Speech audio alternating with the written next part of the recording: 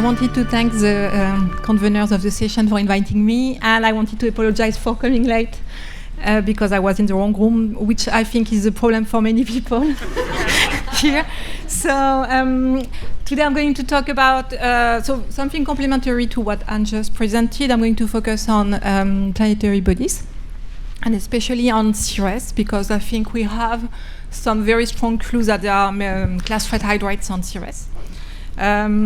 But first, a very general overview, because this is a vast topic. Class threat hydrides have been suggested to be present in many objects throughout the solar system. Of course on Earth, so I'm not going to dwell on this, but they are expected both, they're found both in ground ice, in permafrost, and in ocean floors. And they are thought to be responsible for volcanic activity on Earth, and this might also be the case on other bodies.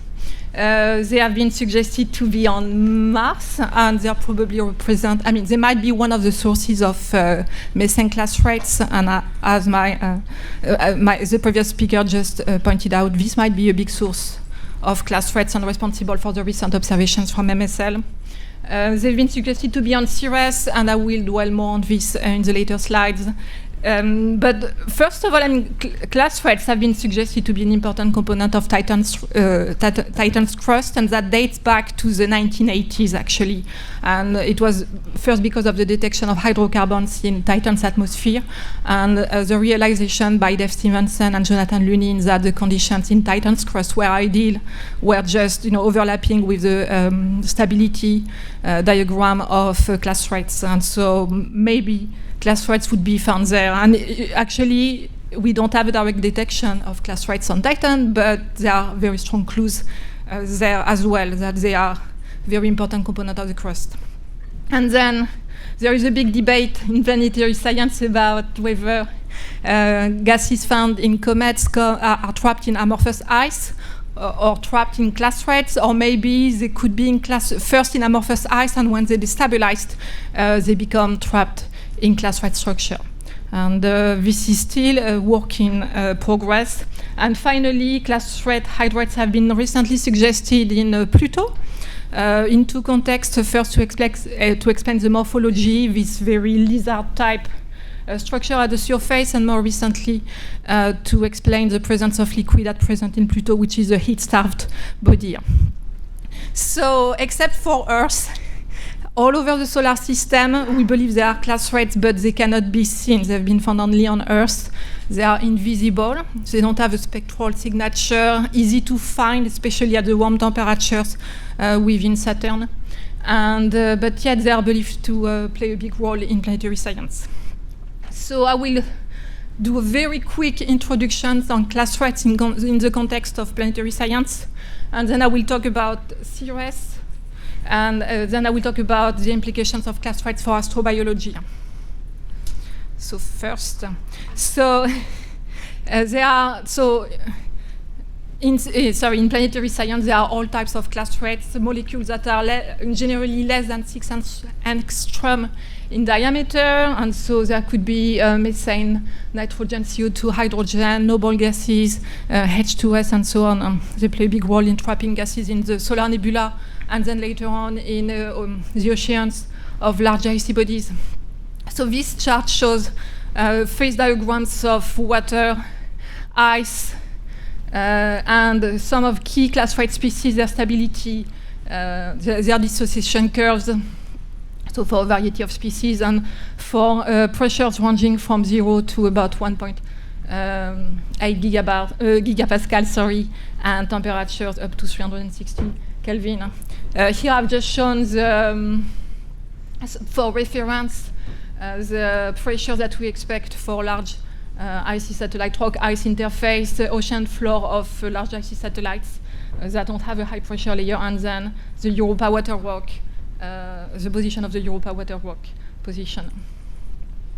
And then that's for Enceladus, so much lower. And so something that is very important is that to know that class threats are not stable in vacuum unless they are at very cold temperature. So we would not find them on Ceres, for example. It's much too warm for them to be stable. We might find them on the moons of maybe Saturn and Uranus and so on. but otherwise they are destabilized very quickly. And then you can see the different dissociation curves. And what we see, the bottom line of this complex diagram is that we should expect class threat hydrates to be present in about all icy satellites and dwarf planets, except maybe Enceladus, because Enceladus is too warm at present, but definitely we find them in Titan. Europa might be a bit too small, but maybe we could find them at the interface between. They could form naturally at the base of the ocean. And on Ceres, definitely they should be present. So why class threats are important in planetary science? They have very strange properties. They look like ice when you find them, but they are burning ice. So if you, that's methane class threats, you can light it up, that's regular ice. Their density is about the same as ice. The thermal conductivity is about, it could be up to 10 times lower than the thermal conductivity at ice in the same conditions. The thermal conductivity of ice increases with decreasing temperature, while it's the opposite behavior that we find for class threats. The viscosity, assuming that ice is relatively soft in the conditions of Ceres, it can be up to 3 orders of magnitude stronger at the same temperatures in the case of class threats. And then, so as I said, class threats are, ice is not going to be stable over the long term in the surface of asteroids. For example, class threats are going to completely destabilize and will not be found. But maybe at colder temperatures, it could be found. So I'm going to focus on Ceres now. So Ceres is the first object for which we have enough geophysical constraints that it becomes possible to conclude that there are a lot of class threats in the crust. So the Dawn data, the Dawn mission has been around Ceres. Now it's done. The Dawn mission is over now, but it was around Ceres for about 3.5 years. And what it found is that Ceres is differentiated in an icy crust that is about 40 kilometers thick and has a density of about 1.3 grams per cubic centimeter. But it's extremely, extremely strong. Its viscosity is 3 orders of magnitude stronger than ice at the same temperatures. So you can see where I'm going. The density is really representative of a light material that is water-rich, but the viscosity is much stronger than ice. And below that crust, there is a mantle that is dominated by rock based on the density. But at the interface between the crust and the deeper mantle, we think there is a layer of that is rich in liquid. And we don't know how much liquid is there. It could be just a few percent. But the important point here is that liquid was not expected in Ceres and certainly not on a global scale. We were expecting some brine pockets, but not like a layer with a few percent of pore fluids. And so that is another clue that class threats might be involved because of their insulating properties. They might have helped preserve liquid on Ceres. And so we've been looking at this. That's been one of the core themes of research for the Dawn team over the past 3 years. And so when we look at the composition of Ceres' surface, what we find is that it's a very complex composition. You find sodium carbonates and ammonium salts, similar to chemistry that you find at Ceres, on Earth in the soda lakes. Locally, fresh craters display hydrates, hydratic carbonates. So we know that some form of hydrates could form inside Ceres early on. And we also find organics, and that's just for your information. So what we did is that we try to reproduce the composition of Ceres' crust by first going through a phase of where we simulate aqueous alteration of rock. We get some composition, and then we freeze that ocean and using FresChem, the FresChem software. And here is what we find. Here on this plot, you have the volume fractions of various species formed as a function of temperature in Kelvin. Sorry, it's lost.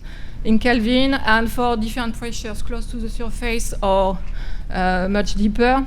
And what we find is that as the ocean freezes top down, First, the majority of the water gets trapped in the form of water ice, as you would expect, with a little bit of sodium bicarbonate. And then as the temperature goes down, you form a lot of chlorides, and we find the ammonium chlorides that are in Cirrus' surface. And then when the temperature is colder, we can form clathrates. It's not possible on Cirrus to state whether it's methane or CO2 clathrates, but we know that we can form clathrates, at least based on forest chem. At deeper in the ocean, higher pressure, similarly, we track the evolution of the ocean's composition as it freezes. We track the evolution of the frozen ocean. And what we find is that actually at about 10 megapascal, most of the water is trapped in the form of clathrates, not ice. And so we think that from a geochemical standpoint, we can explain why there could be so much clathrate in the crust of Cirrus. It seems to work relatively well. So now I'm going to talk briefly about the implications for astrobiology. So first, as I said, you have this insulating wall of clathrates combined with their very high viscosity that prevents convection onset, which is going to help preserve liquid at depth. And actually, there have been 2 studies going in parallel and published recently. One with collaborators, we demonstrated that if there is just 40% of clathrates in volume in Cirrus' crust, we can explain the presence of liquid on a global scale until present, even if it's just a few %.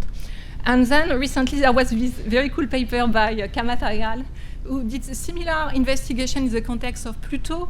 Pluto, the evidence for liquid is stronger than for Cirrus, and so they were trying to understand how it's that possible when you have a body that is heat-starved and in very cold environment.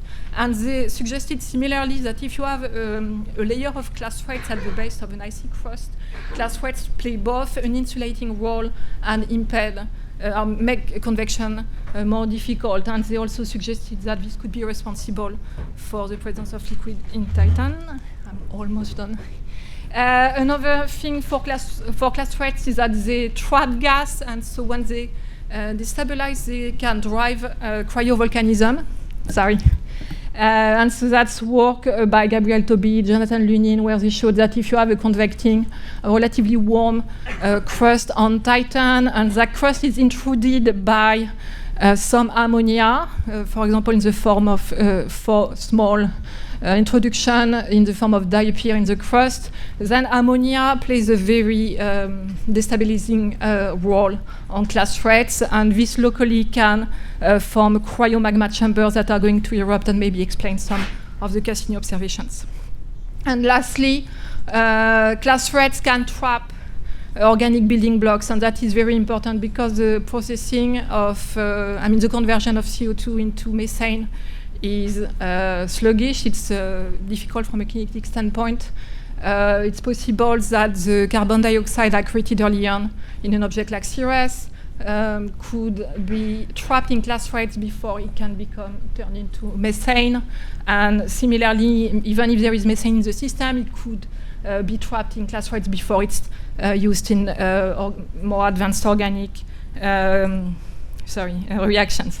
And I think I'm done. So it's just a summary to say that clathrates are very important in planetary science, even if we've not found them directly on the surface of extraterrestrial bodies. We should expect them, and there should be more research spent on understanding their behavior, and especially their mechanical behavior and their stability in presence of salts and other volatiles. Thank you.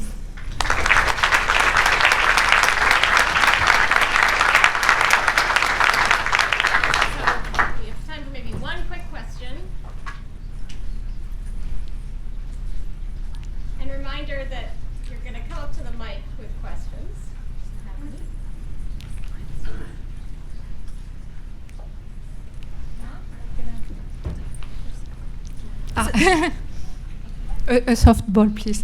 Sure. I was intrigued by the stability that you showed from Frank Zoll's paper in 2010. I just thought I'd make some comments on clathrates and some speculation. I'm Steve Vance from JPL, by the way.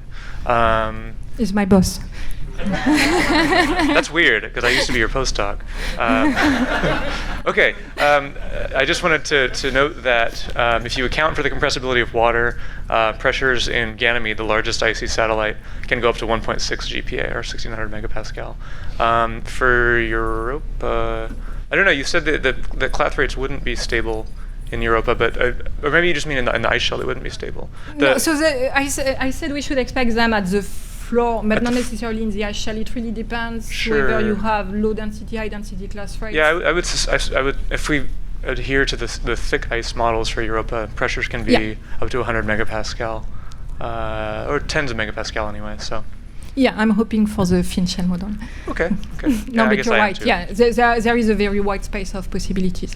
Okay, really cool talk. Thank you. Thank you. Okay, great. One more round of applause for Julie Castillo. Thank you. Thank you.